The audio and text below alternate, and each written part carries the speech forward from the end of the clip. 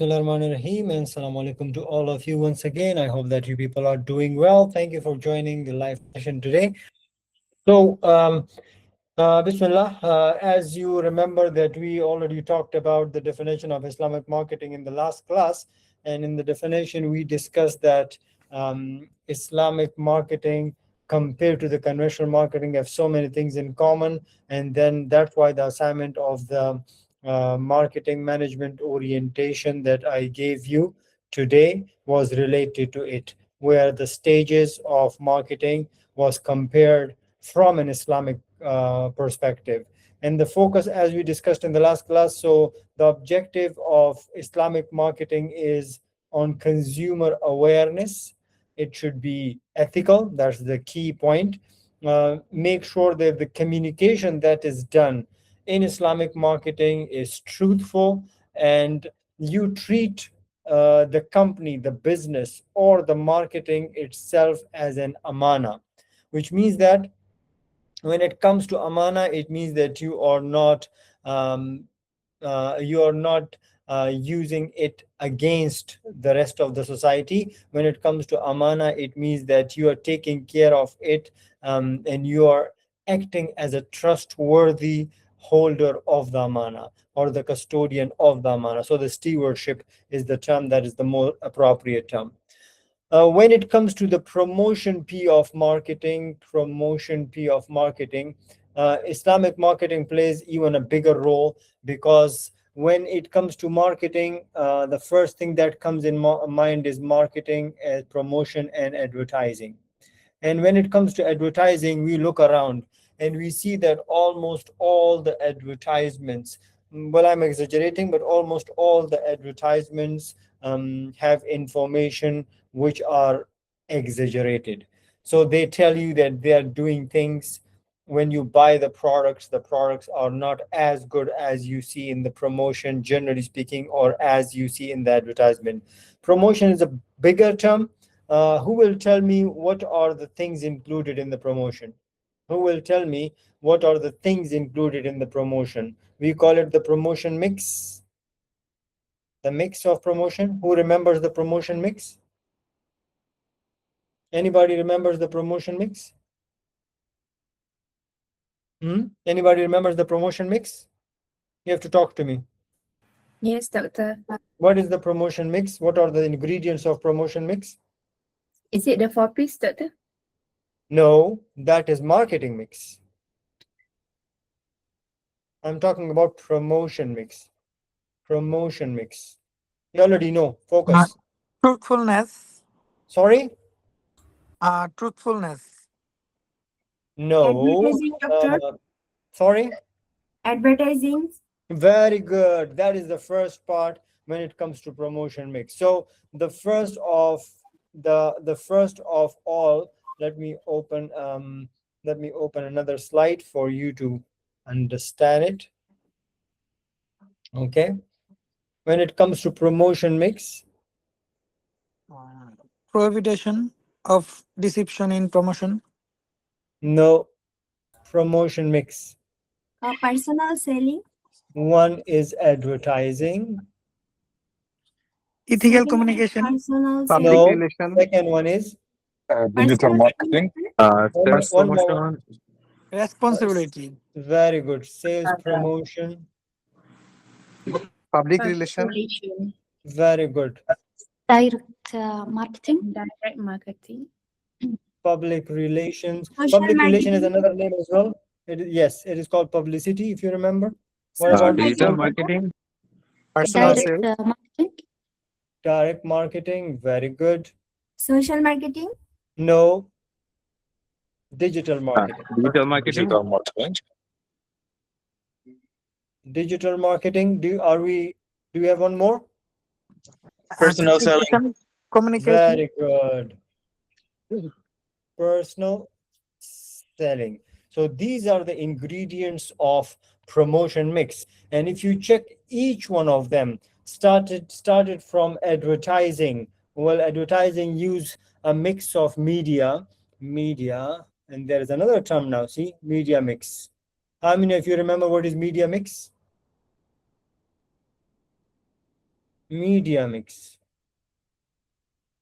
Media mix is divided into two, the traditional media and the contemporary media. I'm writing it in shortcuts: traditional media, TM, and contemporary media.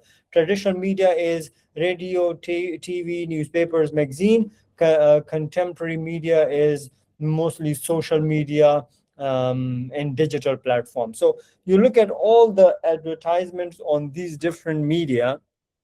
One of the things is very clear, that majority of these companies exaggerate. Majority of these companies tell you things that they are not supposed to tell you. For example, the thing that I was sharing, where is that? The thing that I was explaining, this one.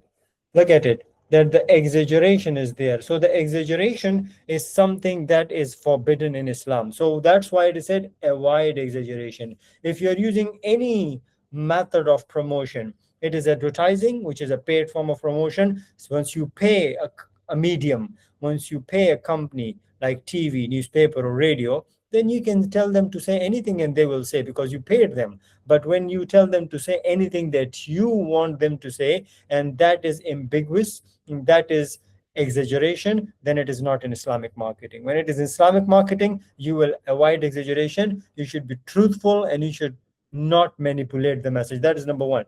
Then when you come to sales promotion, what is sales promotion?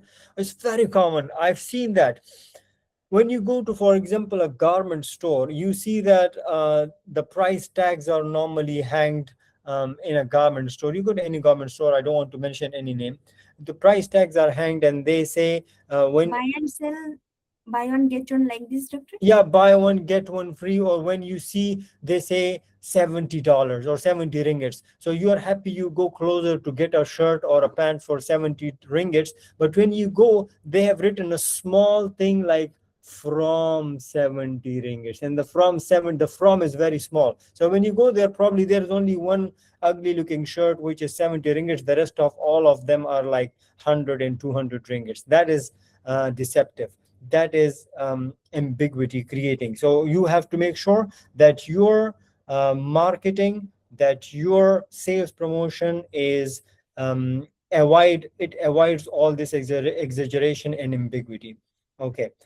Now, when you look at the public relations or publicity, take an example of influencers nowadays. Influencer marketing.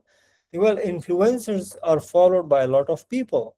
And what happened nowadays is that these influencers are contacted by companies, and the companies send them gifts. The companies give them a lot of money, and the companies tell them that you have to talk positive about our product. You have to market our product. You have to publicize our product in a positive way, even if it is not good. So a lot of these influencers manipulate, and we just discussed manipulation is not required. Manipulation is not Islamic marketing. So you have to avoid exaggeration, you have to avoid ambiguity, you have to avoid manipulation. So it is a lot. What about direct marketing? What is direct marketing, by the way? What is direct marketing? Like doctor, social media marketing such as email marketing, SMS marketing, WhatsApp marketing. But that is digital marketing. Yeah. So company directly communicating with customer. Very good. Company directly communicating with customer. But how do companies directly communicate with customer? Like sir, through email, phone calls, or But when it is website. But when it is email, it is digital marketing, right? It is not, it is direct digital marketing. Give me an Person to example person, of sir. person to person is personal selling. So through SMS. SMS is digital marketing. Come on. You know it already. Think. Campaign. Campaign is sales promotion. Door to door. Door to door is personal selling. TV ads. Sorry? TV ads, television ads. That is advertising, guys. Come on. Business dealings, B2B, B2B what? business dealings. How what do you mean by business dealing? Like, how do you do business dealing? You're correct, explain it, but how do you do business dealing? Okay. If you do business dealing by sending a business representative to another business, then it is not direct marketing, it is personal selling. Come on, you know it, think about it. Telemarketing. Telemarketing, Sir, yes. without direct digital marketing, how can we connect with customers? We can or we cannot. Ramadan just mentioned that is a correct method. One of the methods of direct marketing is telemarketing. Telephone. Have you heard of postmail? Like Sending long-term letters. partnership with others company. Sorry? Long-term partnership with others company. Okay. No, but that is not direct marketing. Direct marketing is when you use traditional media. Well, digital marketing can also be a part of direct marketing if you're using digital tools to market to the company. But here I'm referring to the traditional one, which includes like telephone, which includes letters like post mails. So these are the examples. Coupon is Noreen Amir. Coupon is actually sales promotion. Okay, it's not direct marketing. Coupons are under the category of sales promotion. Okay, well, digital marketing you already know. The biggest digital marketing is social media marketing. SMM, social media marketing. So you already know. How many people are faking on digital marketing? You look around, forget about the companies, even the small sellers, the small companies, the small businesses, even they use fake social media or digital marketing. So exaggeration is definitely there, ambiguity is definitely there, manipulation is definitely there. You see that it is not Islamic marketing. When you're doing Islamic marketing, and when you're doing Islamic marketing within the digital marketing context, you make sure that you don't exaggerate, you make sure that you don't provide ambiguous information, declare, and you make sure that you don't manipulate. What about personal selling? So a lot of you gave me answers and they were related to personal selling. What was personal selling? So company representative Yes. directly communicating with customer and convince them to make a purchase. Yes, absolutely correct. So when a company representative visit another company in the form of B2B context or in the form of B2C context, that becomes personal selling. And when companies representative come, they always, not always, but mostly they use tricks to make us buy the product. And when we buy the product are normally not good product. So this, if you want to put all these six methods of promotion, the promotion mix within the context of Islamic marketing, your focus should be on avoid exaggeration, avoid ambiguity, and avoid manipulation. I hope that is clear. Let's move on to the next one. Now, what about Islamic marketing and Muslim consumer market? Well, Muslim consumer market, Muslim around the world are increasing every single day. The Islamic religion is spreading across the world, across the globe really fast. Well, even this particular slide says that there are 2 billion Muslims. I think it has increased already. Now we have more than 2 billion Muslim around the world. When we have 2 billion Muslims around the world, we are talking about a huge market, more than $1 trillion market. So that's a huge market that you have, that you can market to. And who are included in these 2 billion? I would refer you again to a topic, and that topic that you already know, the topic of segmentation. You remember the topic of segmentation? Anybody? Do you remember the topic of segmentation? How many segments are there? You see there is only young mentioned there. There is something which is mentioned, digital first demographics. Yeah, the youth are becoming digital first demographics. But it's not only youth. There is a big segment. there is a big segment of people, they are a part of Muslim consumers. Now, just to quickly recap it to you, those of you who don't know, those of you who don't remember, just to recap it to you, in the segmentation, when we refer to segmentation. Come on, help me out. You remember it? Come on. Segmentation. When you refer to segmentation, what are the common bases of segmentation? This kiddish thing, guys. You already know that. We have, Demographic segmentation, yes, we have Geographic segmentation, geographic. psychological. behavioral segmentation, Demography. Yes, very good. Very correct. Very correct. Very correct. We have geographic segmentation. psychographic, and behavioral. Yep. We have demographic. We have psychographic. Then we have Behavior. benefit sort segmentation.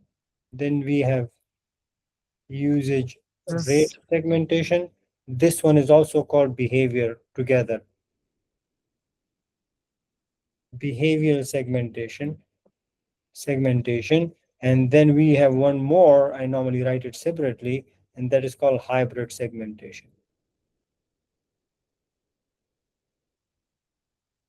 Now, if you look at these different type of segmentation, geographic segmentation, we see that Muslims are now almost in every country. Muslims are now in almost every geographical location on the surface of the earth. Take any country and you will find Muslims there. So geographically, Muslims are pretty much diverse and they're spread across the whole globe.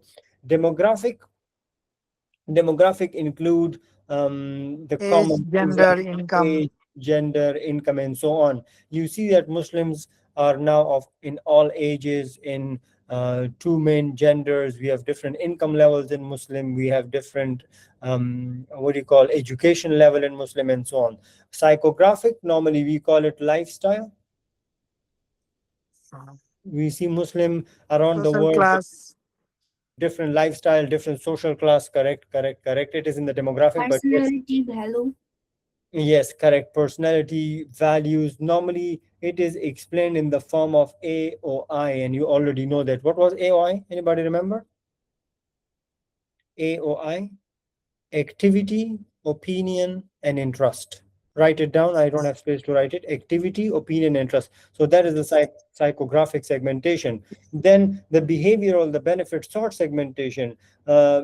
Different Muslims have different likeness towards the products. They buy different type of products based on what benefits they want from that product. Benefit sort means that the benefit that they are seeking in a product. Then usage rate segmentation is a type of segmentation which focuses on how often a particular product is used by the consumers. And we know that there are Muslims around the world which have different preferences in terms of using the product. And hybrid segmentation is the combination of any one of these. So when you combine any of these segmentation, it is called it is called hybrid segmentation. So these are the different type of segmentations that we have, and these different type of segmentations are related to different groups of consumers. And now that around the world, the Muslim youth is increasing, and when we talk about youth, we directly relate them to digital first demographics, because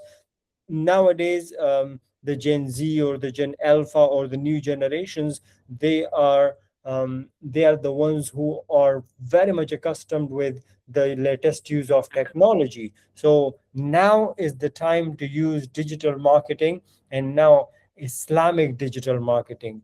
Islamic digital marketing is, of course, it will not have exaggeration, it will not be manipulative, and it will not provide false information. So all the things that we discussed earlier. Now, countries like other countries where we are mostly not focusing only on OIC countries. What was OIC? Anybody remember the OIC? Organization of Islamic Corporation. Very good. Thank you, Afat. So we have organization for Islamic countries. These Islamic countries, not only we have Muslims in Islamic countries, but now we have non-OIC markets which have growing interest of Muslim products. And we discussed that in the last class that even the non-Muslim majority countries um, are now too much into halal products. They want products to be halal. Even the non-Muslims want halal products. Specifically, you go to countries like the US, the Western countries or the European countries, generally speaking, the non-Muslims also nowadays go to the stores and they prefer to buy halal products, especially halal slaughtered, because medical research now emerge with new findings that that's properly slaughtered in a halal way, and the animals are more healthy. The meat is more healthy. So now even non-Muslims are the non-OIC. The non-Muslims are tapping into this bigger market. Okay.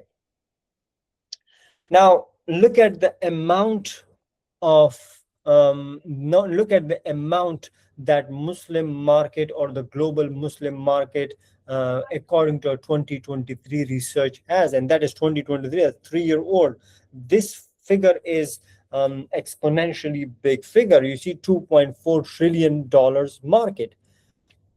Two global Muslim are reported to have a spending of 2.4 trillion US dollars, and they are increasing. And that is a big market to tap into. That is a big market not only for the Muslim business, but for the non-Muslim businesses as well. And I gave an example in the last class that why do you think that non-Muslim companies, even the so-called companies which are considered the Zionist and the Jewish companies, they are even tapping into the Muslim market. Take an example of McDonald's or Starbucks or KFC or Burger King, or you name all these big companies, they are even tapping into the Muslim market because they know that they have a huge buying power. They have a huge buying power. Buying power. Or spending power. And this spending power, any business, irrespective of the religion, would love to take a share from. And we have the case studies of even companies which are non-food companies. Well, when we think of Islamic marketing, when you think of Muslim consumers, the first thing comes in our mind is, okay, halal food.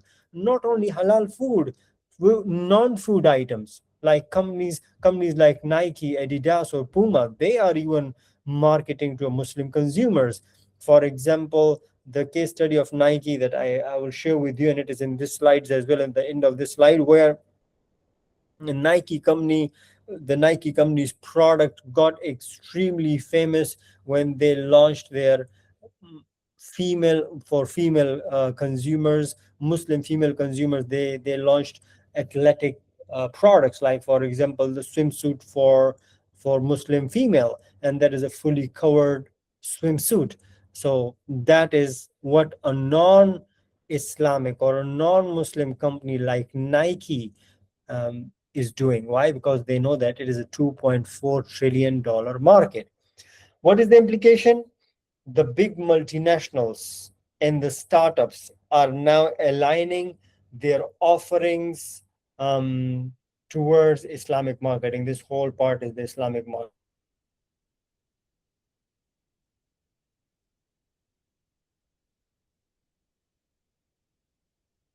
The multinational, irrespective of where they are from, the startups now they are tapping into tapping into the halal or the ethical marketing, or generally speaking, the halal and ethical, the Islamic marketing. Okay. Now, what could be the core difference between Islamic and conventional marketing? Who will tell me what could be the core difference? What could be the main difference between halal, Muslim, and non-Muslim consumers marketing?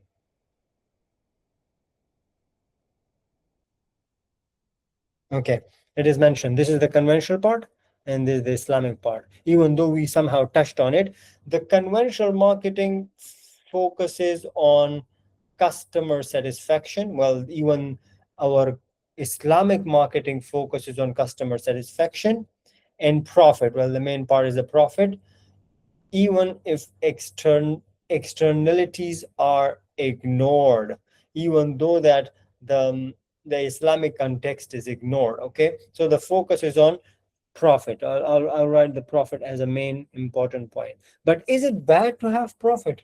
What do you think? Anyone? Is it, being a Muslim company, being an Islamic company, is it okay to have profit? Is it okay to earn profit? It's okay to have profit. Yeah, I think it's But- okay to have a profit maximization as long as they like have more value creation. If Very profit good. come from halal sources, it will be okay. Absolutely, absolutely. So profit Come from is halal sources. acceptable, but it should come from halal methods and it should focus on value. Okay, I think it is lagging a little, even though I'm writing, but I can see that on the screen it is coming very slowly because I'm using multiple devices and I'm writing on another devices and I'm talking from another devices. So profit should be from halal sources and it should focus on providing maximum value. Let's look at what the slide has to say when it comes to Islamic business or Islamic marketing. So the conventional focused mostly on customer satisfaction and profit, irrespective of any other externalities. But when it comes to Islamic marketing, the focus is primarily on value creation. That is the key point. I underlined it, but it is lagging, so you will see it in 1 minute. Okay, value creation. Value creation that preserves faith, life, intellect, lineage, wealth, and ensure justice and public good. Wow, there are a lot of things are there. When we mention and when we talk about Islamic marketing, we have to make sure that it create value for the customers. The focus is on value creation, and that value creation should preserve faith. Now, when we say faith, we are not specifically referring to Islamic faith. It can be any religion because it is not, you cannot force anyone to choose their religion. It's on total will of a person. So any faith, if irrespective of whatever religion they have, whatever faith they have, you have to value it, you have to preserve it. Life. Remember the point that I assigned to group number 6, the quality of life, QOL, that is here. Life. You preserve life. You take care of life. Well, the life of people and the life of any living creatures, and now the quality of life which focuses on everything. So irrespective of human or animals, the plants are included, the air is included, the things around you, even the things above you, the sky is also included. So you take care of everything, and the life, that's what the life says. Intellect. You focus on value creation that enhances the intellect. You give value to the customers so that the customer's intellect or way of thinking improves with your marketing. And that is the key point. When we do Islamic marketing, we are not deceptive, we are not manipulative, we don't exaggerate, and that's why your marketing should be more educative for the customers, which enhances their intellect. What is lineage? Anybody? What is lineage? Our future generations. Past and future both, or generally speaking, generations. generation. I wrote everything, but it is coming slowly. So the lineage, you protect the lineage as well. You take care of the past and the future generations. Your product, your company, your marketing should value the past and the future generations. Wealth, maqasid. See, the maqasid is there. Maqasid al-Sharia. Wealth. You preserve wealth. You do not destroy wealth. You do not take the wealth of people um, in a way which is not acceptable. You can involve yourself in trading and in transaction where the wealth is exchanged. But someone wants to join the call. Who is that? But it should be within the boundaries of the religion. And then the greater good to the society in the form of justice, taking care of public, and the public is a broader term. See, in the conventional marketing, the focus is on customer, as you can see here, and I highlighted it. It is coming slowly. You will find out the focus is on customer. But in this marketing, in the Islamic marketing, the focus is on public. There is a difference between customer and public. Anybody know the difference between customer and public? Customer is the one who consume or purchase our product. Yes, customer and consumer are the people who are directly related to the company. So they are the direct stakeholders of the company. Public is the random people. Yeah. Public can be anyone. Yes. Yeah. So they are anyone. They can be your customers, but when you say customers, so they're directly related. They are anyone, especially those people who are not directly related to the company, who do not have any stakes in the company. They come in the category of public. So that's why the term like stakeholders are those who are directly, indirectly related to the company, but public are those people who are not related to the company at all. Okay. Now, the first one was the focus of the core differences. So we discussed the core differences or the core contrast. Let's go further in detail and see what other things are there for us to explain. The focus is now on society. Okay, the next one is the key difference of conventional versus Islamic marketing in terms of society. Islamic marketing focuses on balancing between this world and in the hereafter. This one. Between the material and spiritual well-being, which means the focus is on this world and hereafter. Both are there, this world and hereafter. It improves, it advances justice, trust, human dignity in the market. So wherever there is an Islamic marketing, it should focus on providing justice, should not be unjust. It will enhance people's trust in your company. So when public come to your company, they are involved in a transaction with you, they are involved in a business with you. If you're following Islamic marketing, your focus should be on enhancing customers or public trust. It focuses on human dignity. You value, human values are of prime importance to your business, and your focus is on peaceful living. So the word peace, see, that's the problem. If you go to the if you go and check the misconception about Islam, a lot of people say that Islam promotes violence. But you see, in every slide we have focus on justice, we have focus on taking care of life, we have focus on taking care of public. So unfortunately, a few people, or those people who are against Islam, they portray Islam as a religion of violence, but it is a religion of peace. Islam is a religion of harmony. Islam is a religion of justice and trust in human dignity, and that's what it says. So as I told you, the focus is on this world and the focus is on hereafter. Okay. Any questions so far? Let's focus on accountability. Your focus in a business should be accountable if it is against Islamic law. We call it Sharia. The word Sharia. Your business transaction, your activities should be Sharia compliant. And I've already underlined, but it is taking too long to come. Sharia compliant.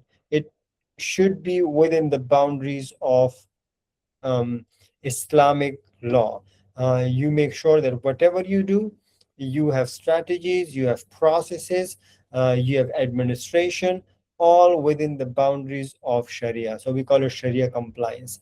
The key performance indicators, the KPI, your KPI should focus on halalness, it should focus on transparency, it should focus on fair pricing, providing quality, environmental stewardship, and community impact. If you look at these people, don't you think that these are the contempt, these are the marketing, the marketing orientation that we just covered? Marketing orientation. We just covered the marketing orientation in this class, and you see that all these things are related to the marketing orientation. Of course, slightly in a different way, but it is one way or another way related to it, like the halalness, the transparency, the fair pricing, the quality, the taking care of environment, taking care of community, see, societal marketing, quality of life marketing, sales orientation, production orientation, and all those things. Okay, the difference between lawful and unlawful. Only, this is the next slide, it is coming, wait, we have to wait for it. Somehow it is lagging, I don't know why, it should not lag, but it is somehow lagging. Let me check if I'm on the same network. I am on the same network. Okay. Okay, so only halal, and halal means permissible, okay? Only halal and permissible activities are allowed.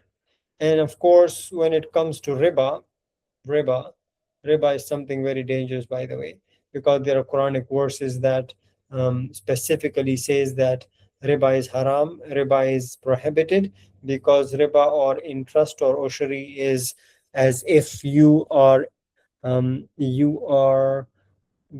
going on war with Allah and His Prophet.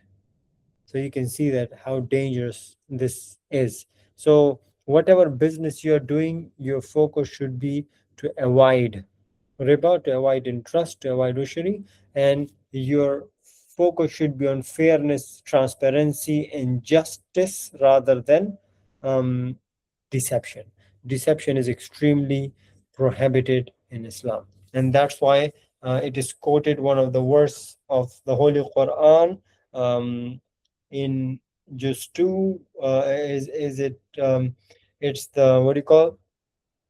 Verse 168 says that, O mankind, eat of what is lawful and good on the earth. And I'm sure that some of you may have checked that in the assignment that I've given you before this class. Okay, now what are the fundamentals of Islamic marketing, the basic measures of Islamic marketing? When we say fundamentals, we are referring to some of the key ingredients of Islamic marketing. The first and the foremost and the most important one is called halal. Make sure that whatever you're doing, it is lawful, it is permissible, and haram. So when we say Islamic marketing, and the word Islam is attached with it, there should be a clear distinction and understanding between halal and haram. If you know the difference between halal and haram, you will be able to guide your business activities and yourself within the context of Islamic marketing. And what is it included? It is included in almost every facet or every business, starting from things like food, pharmaceuticals, cosmetics, even logistics. We have halal logistics, a very big field of study in Islamic marketing. Halal tourism gaining a lot more popularity. Islamic finance, by our university, got really good ranking in the world in Islamic finance. And media, Islamic media. So we see that a lot of media around the world focuses on entertainment which is not within the boundaries of halal. A lot of things that they do may come in the categories of not permissible or prohibited. Any question? Let me breathe a little.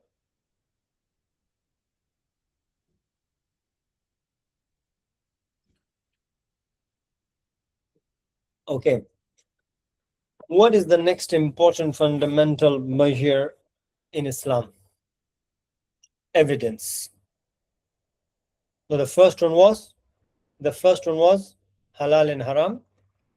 You have to be clear about it. So that's number one. The second one is evidence. Now, you have to make sure that whatever you do in the context of halal and haram, your focus is on, you remember in the last class I mentioned that the what do you call, the pure, the wholesome, the pure, the wholesome, and when what we call it, halal and tayyib, halal and tayyib. So the focus is on purity, the focus is on wholesomeness. Firms that operate in an Islamic marketing context, they make sure, they ensure that all the activities, and in your slide they have mentioned end to end, all the activities are halal activities. For example, it should avoid waste, it should prohibit haram, and it should not do any contamination, and the contamination to the life, the contamination to the people, the contamination to anything around. So that is one of the things that Islamic marketing focuses on. So far, we covered quite a lot of interesting things. Let me cover a few more and then we can conclude. I can hear Azan. When it comes to Islamic marketing, make sure that there is a mutual consent between the buyer and the seller. Transactions are considered valid when it is clear, informed, and pressure-free mutual consent. So this is very, very important point. Very, very important point. You remember we discussed in the last class that one of the hadith of Prophet ﷺ is that disclose,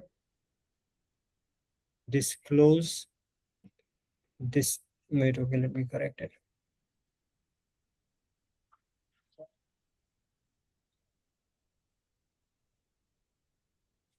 Disclose the defects.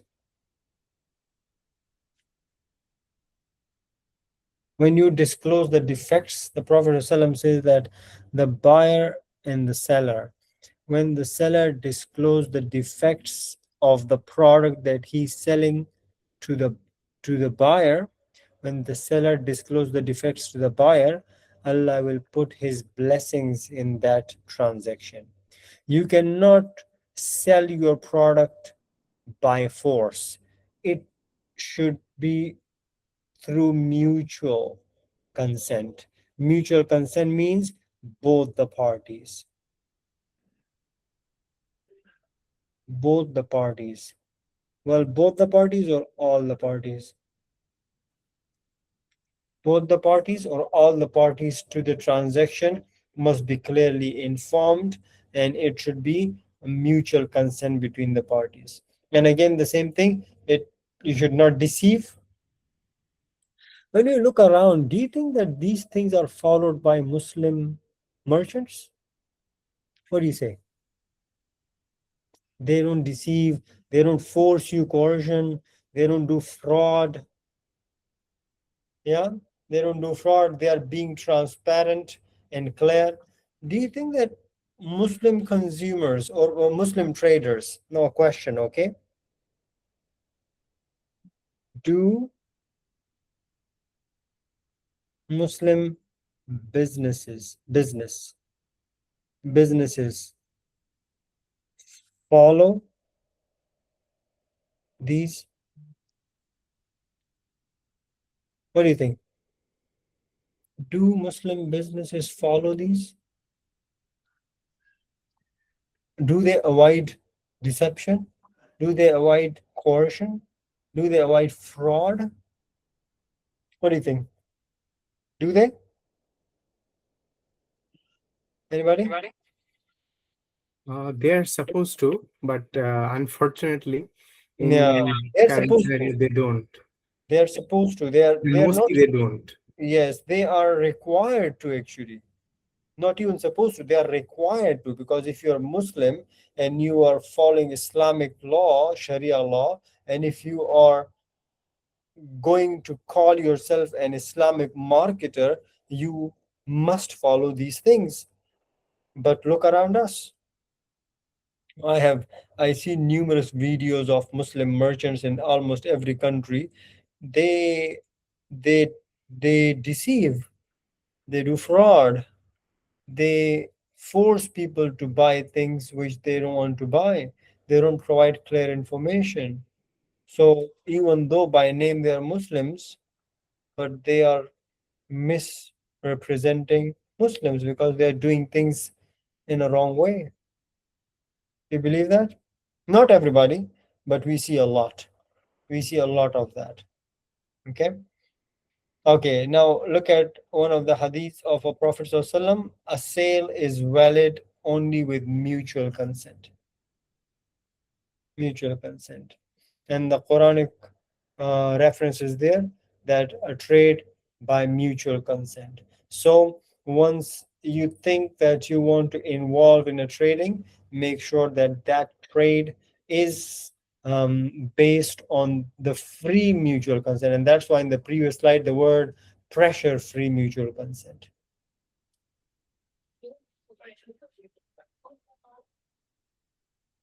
Pressure free mutual consent. Okay. Last one for today, and that is the achievement of Falah. And I love this one. The achievement of Falah, a bigger and holistic success. The achievement of Falah. All actions should aim at Falah. Goodness,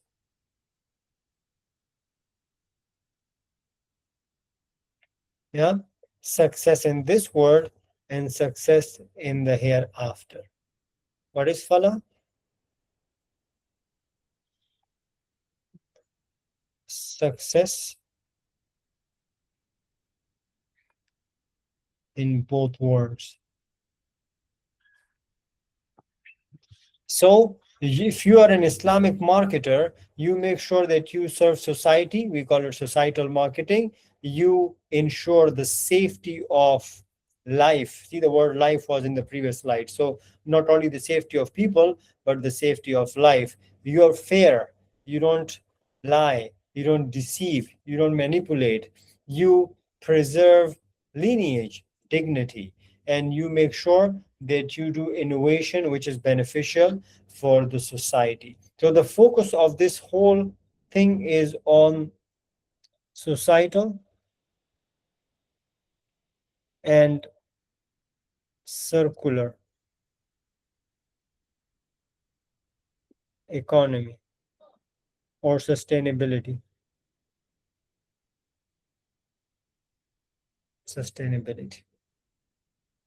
Okay, so that is what the focus is on when it comes to Islamic marketing. I think that's it for today. If you have any question, you can ask me.